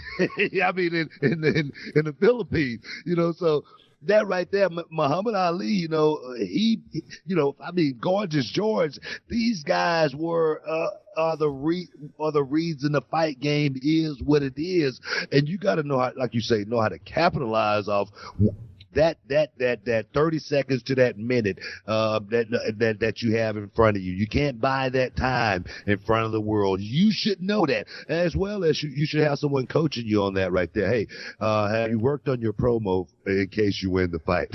I know, but you're always thinking about the next step. And like, dude, I always appreciate the humble people, but I love the trash talkers. And it's like an old interview with GSP. He was like, he loves to hear all the people talk trash. But for him, that just wasn't how he operated. He was always that humble guy. And it's like, here's another guy, like a straight up killer like Cain Velasquez. He's not going to talk a whole lot of trash, but everybody that knows that Cain's a cardio machine, he's an absolute beast. He's been a little bit injured. He had a good win not too long ago.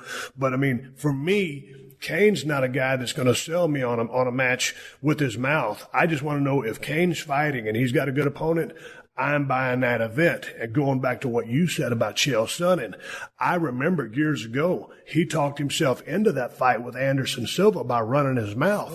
And he was talking all that trash. And I said, man, I wasn't even going to buy that UFC event. But because of Chael Sonnen's promo, because I figured Anderson Silva was going to crush him.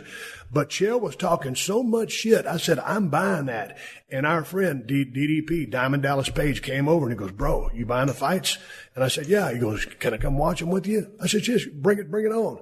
Man, for 5 rounds, Chael Sonnen was beating his ass.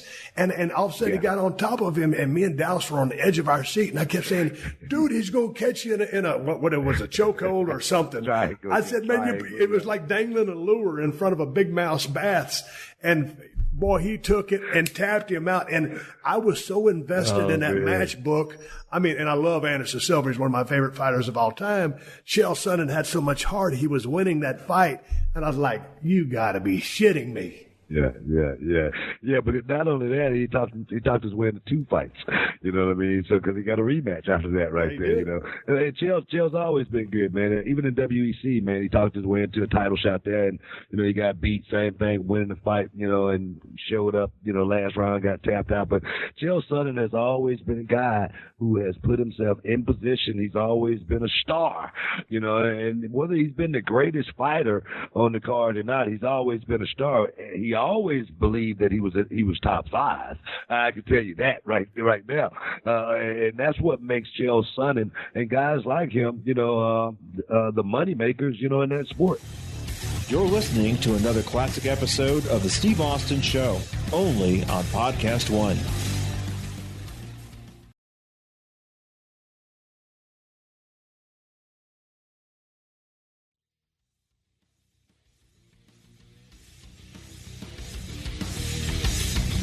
And that's funny because it's not funny, but it's, you know, when they've got them all lined up at a table and it's Conor and he's stealing the show because he can run his mouth, or it's Chael when he's up there in that line of fighters, because a lot of fighters, that's what they do. They just fight. But those guys just operate at a different level, or just born with the gift of gab, but they command your attention by their presence and with their mouth, and in doing so, get themselves over with the fans, over with the promotion because of the interest, and put themselves in big money fights. Do you think Conor McGregor is going to be able to talk his way out of this ass whooping that he's going to have coming with Khabib Nurmagomedov? But dude, that's the question. The last few fights I've seen in Khabib, man, he just swarms on you, and he gets you down, and he starts climbing up, and all of a sudden he's on you like a boa constrictor. I ain't never seen nothing like the guy, but it will be interesting because one thing that I really think about Conor McGregor, and it's one of the things I love so much about DC in his fight with Stipe. He's such a smart fighter. He's very cerebral. The same thing with Conor. He's a smart fighter, and if he can connect with that right hand, I mean, I believe he carries way more power than he gets credit for. But he's so athletic and dynamic. I don't know. It's going to be an interesting fight. Who do you see winning that fight? I mean, the way you got to look at it, man. I mean, Conor's good, man. The only time he's had trouble is when he's on his back. You know, standing up, Conor's always been, you know, superb. He's always been magnificent standing up. You know, but every time, you know, he's had problems on his back, he's gotten beat up just a little bit. Nate Diaz, Chad Mendez fought him on a 3-week notice and took him down on several occasions. If Khabib take Conor McGregor down, it's going to be a long night of beating for Conor McGregor. And we notice, when he gets tired, when Conor gets tired, he's not the same fighter. And Khabib, he's a pressure fighter. You got to be willing to go for 5 rounds pressure and have win for 5 rounds. This is a guy who hadn't fought since he, fought Mayweather, you know what I mean, in a boxing match. He hadn't been in the octagon in quite some time, and now he's coming back against a guy of this caliber in a Nurmagomedov. I don't see it being a good fight to come back to, me personally. If I was him, I would say, hey, man, give me a warm-up. I'm Conor McGregor. I got $100 million in the bank. I don't need to fight this guy. But it's interesting to see the way Conor can get in a guy's head, because I truly believe he got in Jose Aldo's head way back in the day, and all of a sudden, here comes Jose Aldo. They charge each other, and Aldo gets clipped. It's a knockout in 14 seconds. And of course, but he flashed him. But I think he got in his head. But I really don't think he'll be able to get into Khabib's head. I don't think he's going to be able to get into Khabib's head. I mean, it's not like that fight right there. That fight was it was beautiful the way Conor went out there and finished it off. Spectacular highlight knockout. But with this guy Khabib, I've been watching the fight game for quite some time, and I've never seen a guy that fight. Like I say, levels of the fight game. This is a guy that fight at a different level. And when I saw him beat the Brazilian kid, what was the Brazilian kid? I can't think of his name right now. Big time kicker. But he Nurmagomedov went out and beat him so bad. And this is a guy that, sometimes you say, man, I mean, he's spectacular. I can't think of his name right now. But I tell you, this guy is something special. He's something that Conor McGregor, like I said, if I was Conor, I would not want no pieces of this fight right now. But this shows you the balls of Conor McGregor. This shows you what kind of man Conor McGregor is. These Irishmen, man, they don't duck nobody. They're fighters. And for Conor McGregor to come back for his first fight back in the UFC to take on this fight, it shows exactly what kind of man he really is. So I give him a whole lot of credit for it. Boy, and it's going to sell a whole lot of pay-per-views, but going back, I cannot remember Khabib's opponent either, but it was a high-level guy. But it was a fight that reminded me a whole lot of the Tatiana Suarez versus Carla Esparza match, because exactly. it was total domination and destruction. Edson Barbosa. That's what it was. Yeah. Edson Barbosa. Yeah, Edson Barbosa. Edson Barbosa. He's explosive. He's a very a really, really good fighter. And I tell you, Khabib, like you say, climbed on him and crawled on him like, a snake, man, and made that man look like he had been through a war. And Khabib didn't have a scratch on him at the end of the night. And the thing is, he didn't even look tired at the end of the night. You know what I mean? So that's the thing that I think that Conor's going to have to deal with more than anything. And I don't know the headspace or the mindset that these guys are into, because that's not my game. I just like to watch it. But to me, that Khabib has that presence about him where if you go back when Ronda started running through everybody with those like 6 or 7, armbar submissions, it was like she come down that damn ramp with that BMF walk, and she was so intimidating. She was in a lot of people's heads. I believe that Khabib possesses the same type of thing. He comes down with that gimmick fur hat. It's like dude's out of Russia or wherever he's from.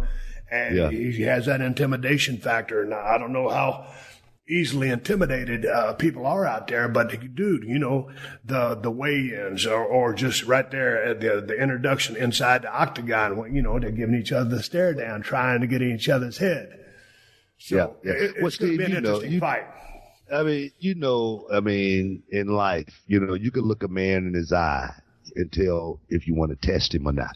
And Khabib is one of those type of guys. He's not a guy you're going to look at and intimidate. He's not a guy that you're going to see at a bar and say, hey, man, move over to the next stool.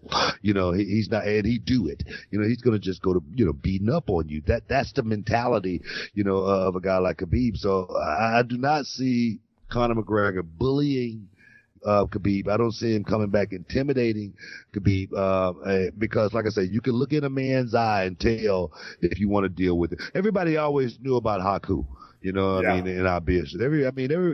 I never got into a fight with Haku or anything like that. We never, were in any beef, and I made sure of that, but I do know that he's not a guy that I wanted to actually get into it. If I had to, I would have had to, try to hold my own. But I do know he's not a guy that I wanted to get into it with. I just knew that. Right. Let's move on because Jimmy Rivera defeated John Dodson by unanimous decision. Great movement by Rivera. I mean, Dodson is a real quick cat. Just to me, he couldn't really get off, and Rivera with the pressure was more active. And so the fight was what it was. It was simple. Rivera is a guy that's on the way up, man. Rivera is a guy that's a tough guy. He's a tough customer. He's a guy that's going to be around. You're going to be talking about him for the next, 3 to 5 years. You're going to be talking about Rivera. John Dodson, he's a guy that's put in a lot of work. He's a guy who's had a lot of title shots. He's a guy who's, been in a lot of wars. He's a guy who's been knocked out before. I always say you get knocked out in the sport, just one time. You're never the same fighter ever again. You might be good, but you're never the same fighter. I go out there and get knocked out. And John Dodson, man, he's been great for the sport. I mean, he's been around so long. He's got an afro now. That's how long he's been around. And then the next fight, Brandon Davis was filling in on short notice for somebody, but at the Zabit Magab, oh my God, Sharapov submitted him with a knee bar, and this was the second knee bar submission we saw that night because that's what Aljamain Sterling defeated Cody Stamann with. But man, that thing went to the side, and like I said, man, he tore out his LCLs, and man, he was in a bad way. So Brandon Davis taps out. I mean, dude, to get that hold and to submit that guy, and that was a hamstring thing. But anyway, it was a hell of a fight, and it was creative. Zabit he has that aura about him. I thought Brandon Davis tested him a little bit more than I thought he was going to test him because you normally on a short field, and like you said, Chad Mendez gave Conor a hell of a fight there for a little bit way back in the day. Well, but Brandon Davis fared well, but this kid is special. It was creative, man. I mean, to see a tap out like that, to see a move, just like Aljamain Sterling, man. I mean, I don't know. I don't know what's in those guys, man. I actually seen, one of the Nogueira brothers, with Frank Mir, get his arm broken, and he actually looked at it. He didn't even go, ow. That's what impressed me even more. He just looked at his arm like, hey, I think he just broke my arm, and I was like, so when I see these fighters, go out there, like the Jermaine Sterling fight, like that Zabit fight, it's very impressive, man. These guys, they go out there and they put themselves through stuff that I can't even imagine putting myself through. I can't even imagine going out there, letting the guy lock my leg up like that and pulling on it, and I know it has a chance of breaking. I'm tapping, as soon as he start to touch the ankle. That's the time. That's what I'm doing. You know what I mean? So it amazes me when I see that. So but I did there again. Another guy going to the hospital, but there again a great win, and I was thoroughly entertained. Man, when you talk about the Jess Andrade match fight against Carolina Kowalkiewicz, back in the day, half a year ago, Carolina got over when she was fighting Joanna Jedrzejczyk because she's two Polish chicks going at it. And, at that time, Joanna was the champion, and Carolina went out there and gave her a hell of a fight. And she was so unassuming, just kind of standing against the cage, just like she was before this match. When she came out of that fight with Joanna, she got beat.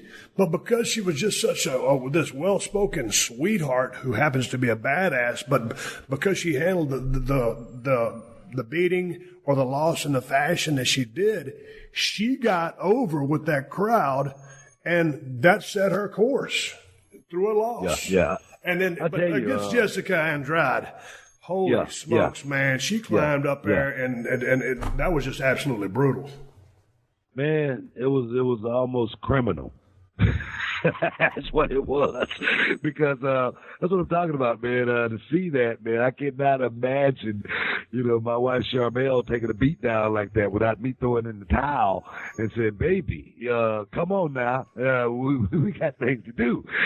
So it always amazes me when I see these women go out and, lay it out like that, man. They love it. They love the sport, and they're willing to go out there and leave it all in the cage like that. It's unbelievable. But in the pre-fight interview, she said said that she was going to apply pressure, and she said she's going to apply so much pressure she's going to break her.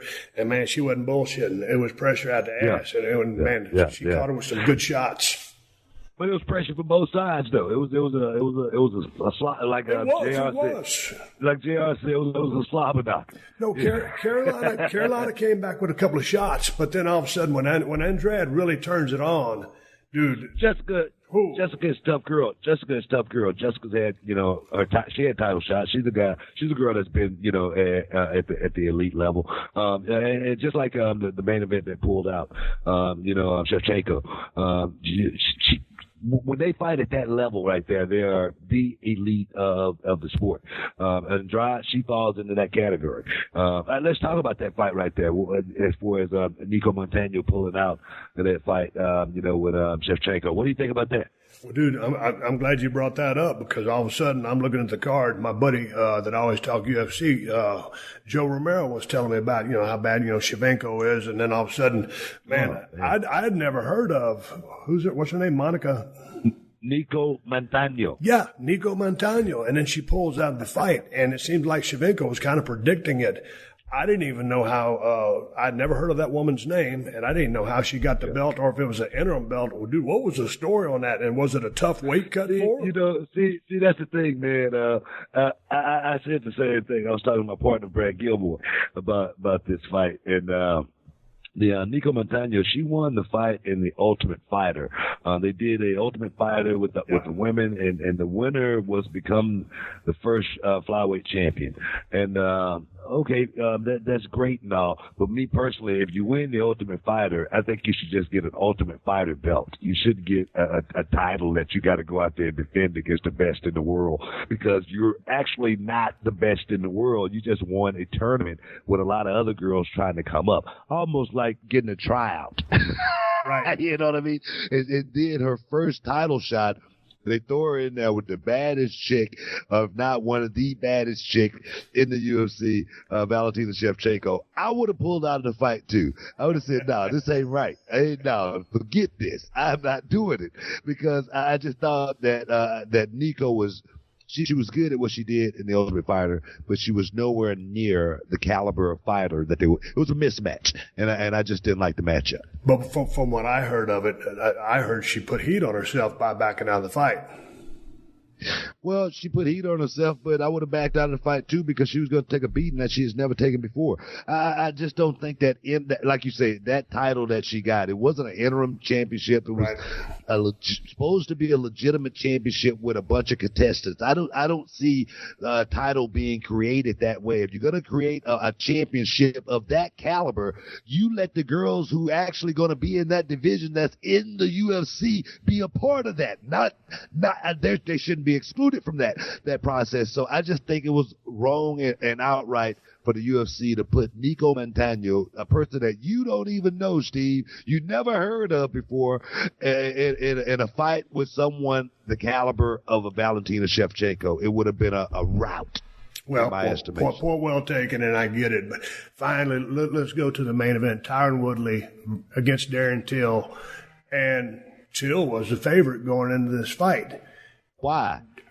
That's what I'm asking you, because it just, to me, Tyron Woodley just doesn't seem to get the respect that he deserves. I mean, to me, like the two Wonder Boy fights, stylistically, Wonder Boy is a hard matchup for a lot of people. Yeah. And then Tyron Woodley, he's heavy-handed, he's a wrestler, and those fights were what they were. And I'm a Tyron fan, but all of a sudden they start showing me highlights of Darren Till, and here's the thing, Book. I had never heard of Darren Till, but obviously you never heard of him before either. No, dude, and he's a 25-year-old stud from England. He's got a bright future ahead of him. But I tell you what, I think Tyron was a little bit. I think he was a little. Damn sure he felt disrespected. But man, what a game plan he went in there with, and man, I don't know what they call it, the Darce choke or whatever.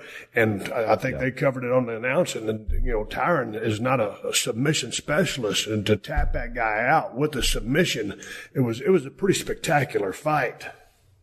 Yeah, but Tyron is a great wrestler, man. He's a guy that's got a wrestling background. He's a guy that's been fighting for quite some time. You know, in Strikeforce, he was a young kid, just like Darren Till was, you know, once upon a time, undefeated, you know, went in there and get knocked out against Nate Marquardt as well, you know. So he's a guy that's, you know, learned through trial and tribulations. You know, you got to be humble in the game. You got to work on your craft all the time, and you got to be ready when that opportunity comes. You know, Darren Till had a huge opportunity. A guy that's 17-0, you know, going into this fight. 17-0. He's a guy that, you know, 17 fight. Well, actually, 15 of those fighters, you don't even know who they are, but the last two was Stephen Thompson and Don Cerrone.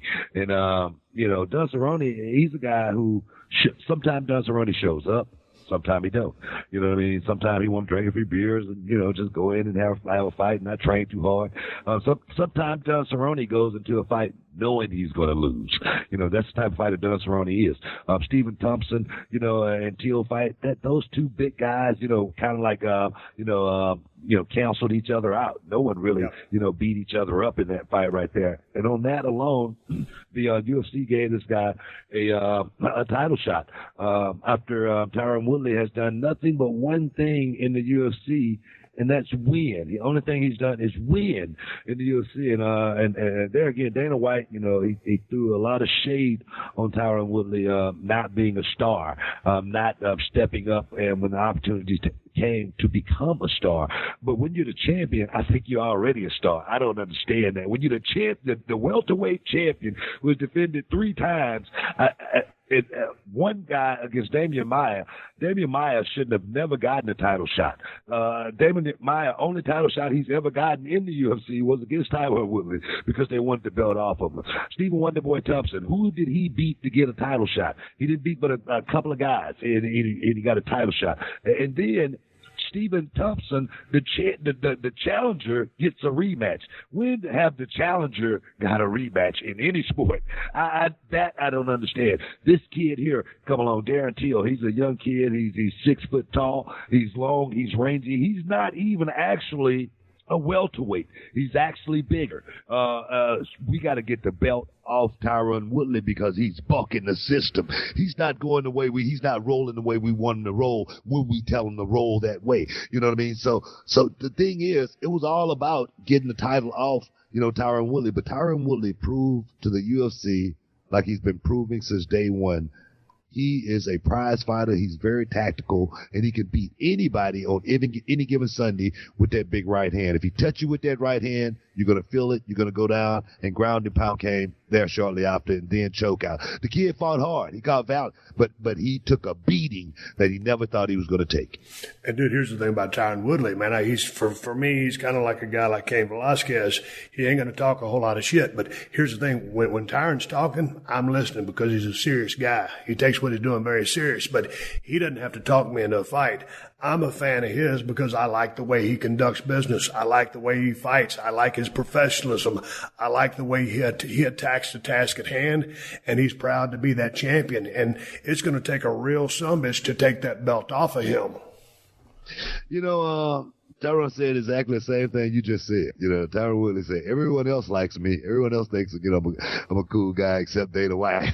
You know, no, I'm serious. Yeah, he did. He's doing movies. He's out in Hollywood. He's doing movies and stuff. You know what I mean? You know, people, doing so much. And the thing is, you know, if you got a champion that's winning, I don't know why you're not pushing him. You know, it would have been great to get the title on Darren Till because there you would have had England, you would have had another country in play right there. You know what I mean? It would have been great to get the title on Damian Maia because boom, then you got Brazil, you got a country, you know, behind him. You know what I mean? So my thing is this: Tyron Woodley. It's going to take, like you say, a hell of a fighter to go out there and take the title off that guy. Right now, who do you see? I mean, Colby Covington. I really think Colby Covington is going to take the same thing all the rest of those guys took. And I think Colby Covington is going to take it even a little bit worse than most just because of the crap he's been talking. Well, that's interesting because a lot of people don't like it. He's a different kind of trash talker, and he gets heat with a lot of people. Trash is trash, man. So I dig it. He entertains me. I think he's a good fighter. Is he a great fighter? I don't know that yet. But it'll be interesting to see what they do next. One of the things I was going to ask you about leading into this fight, that Wonder Boy, I think, was complaining a little bit about the low blows or the low strikes that Darren Till was kicking him in the knees. The oblique kick. Yeah, but he was also, hell, man, Anderson Silva used to do the same thing. I mean, he'd disrupt you. I mean, that was as a completely legal tactic, but I'd heard that, Wonder Boy was making some mention of this. So what are your thoughts on that? I mean, it's a fight, dude, but all of a sudden, when you're kicking at that knee and the knee's not supposed to bend that way, do you outlaw that, or what do you do? Me personally, I'm not a huge fan of the oblique kick. I'm not a fan either because of what it is. No, I mean because the fighter has to have a fighting stance. When a fighter doesn't have the ability to have a fighting stance, it becomes something other than a real fight to me. You know what I mean? I think level playing field, because most in the fight game don't throw that kick. You only see very Holly Holm threw that kick. Only a couple of Anderson Silva, like you say, threw that kick, but very few fighters actually perfect that, because they're not going to be using it. You know what I mean? So I'm not a huge fan of it. I don't think it's something that should be in the UFC. It's something that could blow someone's knee out immediately. Now taking someone and putting them in a certain hole in their knee go, that's one thing, but just to kick it from that perspective. Now, side kick or inside kick, that's perfectly fine, but an oblique kick when you intentionally knowing this is the spot to blow a person's knee out, I just don't think it's something that's cool in the game. I just don't like it. Hey man, wrapping this thing up. Hey, no. Before we wrap it up, I gotta know, man. I gotta know. People want to know. When I first got to WWE, I gotta know. When I first got to WWE, Bruce Pritchard, he talked about it. You know what I mean? And you and we never talked about it. You know what I mean? I gotta know. When I first got to WWE. You remember that? Yeah. I came to the ring, jumped over the barrier. Steve Austin, dropped him on the table. Boom. Big debut. Booker T's in and whatnot. I leave the arena that night. I don't know why we didn't talk. I can't remember why, but I do know I left the arena. What happened? Bruce Pritchard called me. I'm on my way to the next town. Bruce Pritchard said, "Hey man, what was going on?" I say, "Man, it was a great night tonight. I'm excited, man. I'm in the WWE." He goes, "No, man, you didn't hear what happened." I go, "No, what are you talking about?" He goes, "No, you broke Steve's hand." And I go, "Broke Steve's hand?" He goes, "Yeah, man, you need to, you got to fix it." I go, "Well, fix what? What are you talking about?" He goes, "Man, nah, man, you got to fix it, man." I said, "Well, give me Steve's number and let me call him. This is my debut, WWE." I said, "Let me call Steve and let me apologize for breaking this man's hand, because that wasn't my intention." You know what I mean? I do remember seeing you hit the top of the announce table and bouncing off. I remember that. But he goes, "No, you need to meet Steve in his hotel room tomorrow, man. And, you need to pack his bags to the hotel, man, because, man, we got to fix this." And I look at, I tell Richard on the phone, I go, "Hold him up. I ain't packing no goddamn bags." I call him, you know what I mean? But give me your insight on that story. Well, here's the thing. I had heard that story told many times, almost just like that. And first of all, had you called me to pack my bags, I would have said, "No, I got it," because nobody has ever carried my bags. Nobody's ever packed my bags but me. But there was never no heat. But here's the deal, Book.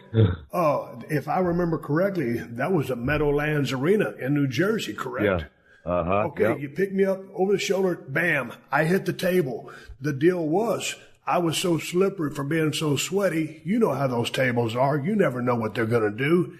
Well, what happened was when I flat backed on that table, I just skipped off like someone skimming a rock off a surface of a pond, right? And when I did, my lower back hit the legs of one of those announcers' chairs, with all the padding on them. So it's a heavy duty chair. So what happened was I'd broken 3 transverse processes in my back, those things that stick out. All 3 of them just snapped over. So my hand was never broken. I broke those 3 bones in my back, and I went to the back. And, man, I was like, God damn, man. It wasn't nothing you did. It was the way the bump went. And so you put me perfect on the table. I just skipped off. But I had broken 3 bones in my back, and I kept telling the guys, I said, listen, man, I said, there's something wrong with me. I said, my back's got to be broke. And so they took me to the hospital, whether it was that night or when I went home, I can't remember. And I got an x-ray. Well, they didn't turn the x-ray machine up high enough so they couldn't see nothing. They said, no, man, you're fine. And I said, I'm telling you, man, there's something wrong with my back. So I went to San Antonio when I was living. And sure enough, I go in there, they turn the x-ray up to a proper damn, whatever setting for my girth. I said, no, you got good news and bad news. And said, the bad news is you broke 3 of the transverse processes in your back. But the good news is when they fold over, we just leave them like that. So we're not going to fix it. They'll just heal up and you'll be fine. So then from that day forward, I started going back to TV. There would be a doctor waiting for me in the dressing room before every show. And this is kind of leading into when I started doing a lot of the comedy stuff with Kurt Angle, because the doctor would be in there. We'd meet in the bathroom. I'd have 60 milligrams of Toradol shot in my ass. Now, Toradol is a it's a pain blocker. It's non-narcotic, yeah. Yeah, it's non-narcotic pain blocker, but it works like a mug. It's like a miracle drug. So before the shows, every show I was on the road, or if I was working a tag or whatever, until my back healed up, someone was shooting me full of Toradol. And that's why I started doing those comedy skits with Kurt, because I couldn't get no heat. Because I was hurt, I couldn't do anything to anybody. I never do that, man. I swear, man. I never do that, man. No, you never broke my hand. Bro. No, you never broke my hand. And when you put me through the table, it wasn't your fault. I hit the table. I skipped off. It was just a fluke that my back hit the chair. You know what? If I remember, man. If I remember, and my thing is, I don't remember a whole lot of stuff, about wrestling and wrestling spots, but I remember that night vividly, and I remember going over that, and they told me, okay, what's going to happen is, I remember going over it, they're going to remove everything, they take the TVs out, take the top off, and none of that was done, and boom, I hit, and all of that stuff was still, so when you landed right on that little top part, which shouldn't have been there, and I thought those TVs should have been removed as well, and that's what I remember to that. And to this day, man, we never talked about that.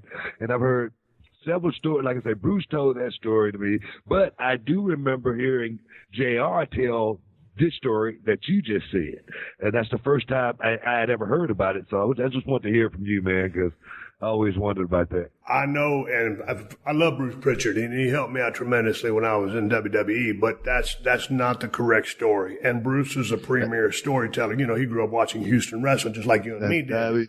That's the problem. I think that's the problem. Bruce just trying to get some material for his show. That's all. That's what it was. Controversy creates cash, which is a book written by Eric Bischoff. But no, he's got the story. Now, Bruce is a great storyteller. I consider him a good friend. But no, he had the story wrong. It was my back, and there was never no heat with you and me, because all of a sudden I started seeing some Twitter stuff. This is a year or two ago, whatever it was. All of a sudden, you're supposed to be carrying my bags and shit like this. And I was like, no, that's bullshit. That never happened. You and me never had no heat, and that was the damn truth. I know it, man. I just wanted to get it out. Like I said, I just had to hear it myself, because I've been wondering myself about that night for all these years, man. All these freaking years, I've been wondering because I'm riding down the highway and freaking Bruce calls me, man, you need to make it right. Oh, and you know how Bruce is when he's getting dramatic. You need to make it right. I mean, what are you supposed to do? Hey, but here's a story for you. I got a story for you, though. One time we was over in Germany. This is when I was with WCW, and we didn't go to Germany or Europe very much. We really started doing that in WWF. But anyway, we went over there, and I was out drinking like a fish. I didn't have a hangover. I caught the flu. Dude, we were walking through the airport, international travel. We're coming back to the States. I am sick as a dog, Book. I consider myself a pretty tough guy. Am I the toughest guy walking there? No, but I'm going to work hurt. I finished the match after almost getting paralyzed. Now a flu bug has got me, and dude, I got a stomach ache from hell. I'm sweating bullets. I put my passport in. I get through. And man, I'm dragging my bags. I got a black Toomey. Everybody was carrying Toomeys back in the day. And there was Sting. Sting was a world champion. And dude, Booker, I'm selling like a mug. And I look at Sting because it was almost like a dude crawling across the desert trying to get some water. And I said, Sting, I said, man, I ain't feeling good, man. Could you carry my bag for me? And Sting looked at me like I just fell out of a dog's ass. He ain't gonna carry my damn bags for me. But Book, that is the only time I've ever asked somebody to carry my bags, and I wasn't carrying no bags to get up a favor or get a push. I was sick as a son of a bitch. Holy smokes! And Sting would carry my bags. I said, well, I guess I better grind it out and get my ass on the airplane. Booker, I sat down on that airplane, and for some reason, I think I'd upgraded to first class because this is before. I could even get first class. I might have been coach. I don't remember. But dude, those flight attendants took care of me because it was about an 8 or 10 hour flight back to the States. Yeah, right. And man, you get those barf bags that nobody ever uses. Yeah. Dude, I filled up probably 6 or 8 of those on that flight back. And they would just take them from me and hand me another one. And I'll never forget. And by that time, the bug had worked itself out. But I'll never forget, man. I thanked them from the bottom of my heart for taking care of my sick ass. That's messed up. Sting still didn't pack your bag, though. Hey, but I want to come to Houston and do a podcast just about wrestling and your life. But I'm going to do that one of these days. But I know you got a radio show. You got a wrestling school. I know you're on social media. Bring people that listen to my podcast up to speed with the stuff that they can find you and check out all the stuff that you're doing because you're very busy down there in Houston, Texas. Heated Conversations, Mr. Radio show on Sports Radio 60 and download radio.com app. If you want to check it out around the world, you can check it out anywhere. Reality of Wrestling, of course, go to realityofwrestling.com. Catch me at Booker T5X on Twitter and Instagram and whatnot, but my Reality of Wrestling, man, that's my pride and joy right now. You can check it out. Streaming every Sunday on Fight TV. Check it out, man. It's an awesome show. Leave me a comment. Let me know what you're thinking about it. And we're trying to get that to the next level. And hopefully we can get Stone Cold Steve Austin down here to make an appearance or something like that. Hey, man, if WWE gives me the blessings, I will. Speaking of WWE, how tied in with those guys are you still? Are you still part of the company? And they just let you do your thing? I'm still working every week. Every month. I'm still doing the pay-per-views. I was just on SmackDown just a couple of weeks ago over in Canada, which was awesome. You know what I mean? To get back out there and have some fun with New Day. It was cool doing the Spinneroonie. Just breaking that out. I hadn't done the Spinneroonie in 2 years. But I love still being a part of the company, man. I still love being an ambassador. I love being around the young guys, man. They keep me young. I love being able to, give them that knowledge, man, as well as, push them to the next level, man. They need someone like you and I, telling them, hey, man, go out there and do your thing, man.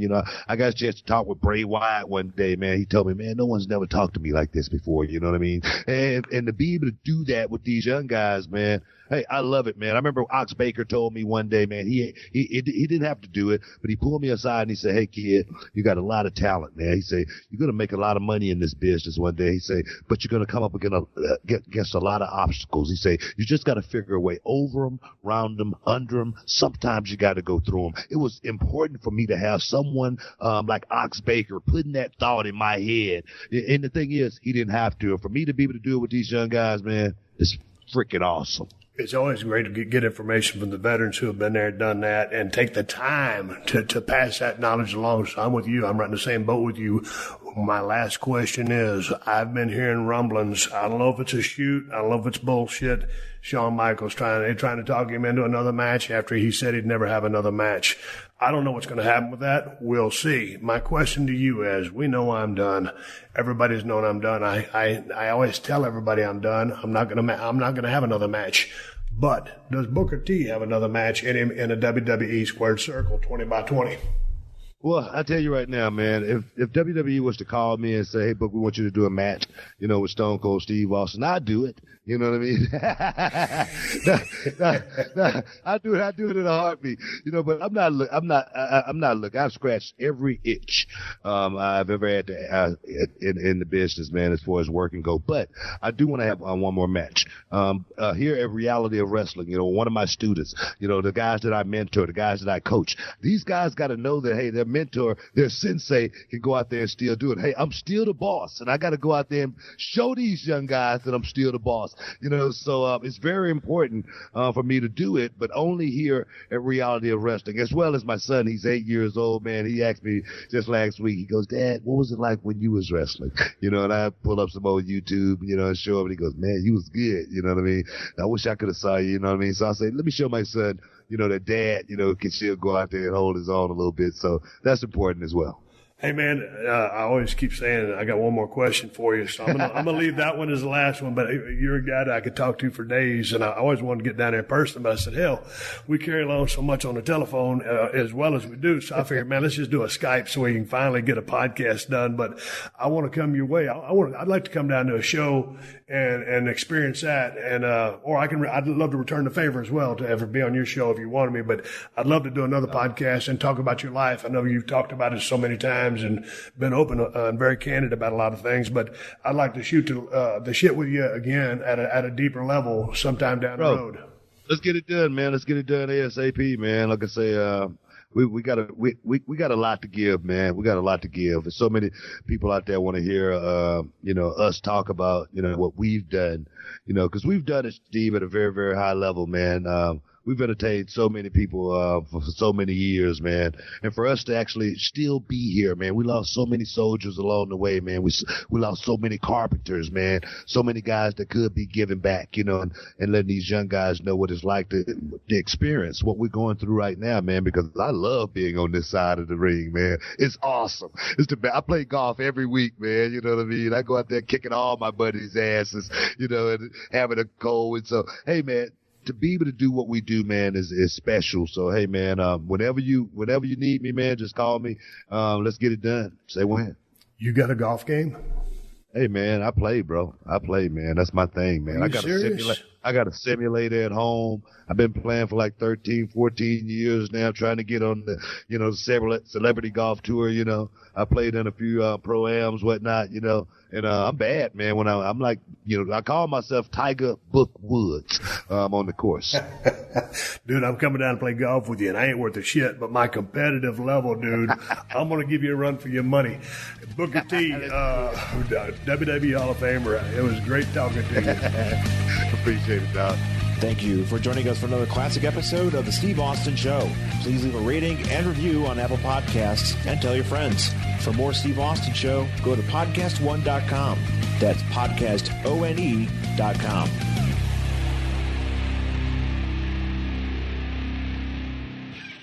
All month long on Pluto TV, stream the biggest Tyler Perry movies free. Watch your favorites like Medea's Witness Protection and Medea's Big Happy Family. Join Tyler Perry as he goes on a couples retreat with Sharon Leal in Why Did I Get Married? Or Idris Elba and Gabrielle Union in the Tyler Perry directed film Daddy's Little Girls. Plus, Pluto TV has hundreds of channels with thousands more movies and TV shows. Available on live and on demand. Download the free Pluto TV app on all your favorite devices and start streaming now. Pluto TV. Drop in, watch free.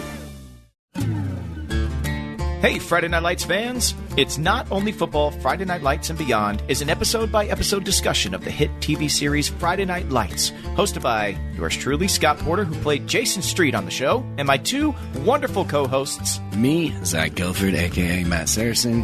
And me, May Whitman, a.k.a. someone who wasn't on the show but really, really loves it a lot. We will also bring on some special guests, answer your questions, and tell you about what's going on in our lives today. It's Not Only Football. Friday Night Lights and Beyond is available now wherever you get your favorite podcasts. Clear eyes, full hearts, can't lose! Yo, what's good? It's your boy, Big Brother Jake, a.k.a. Jake Warner.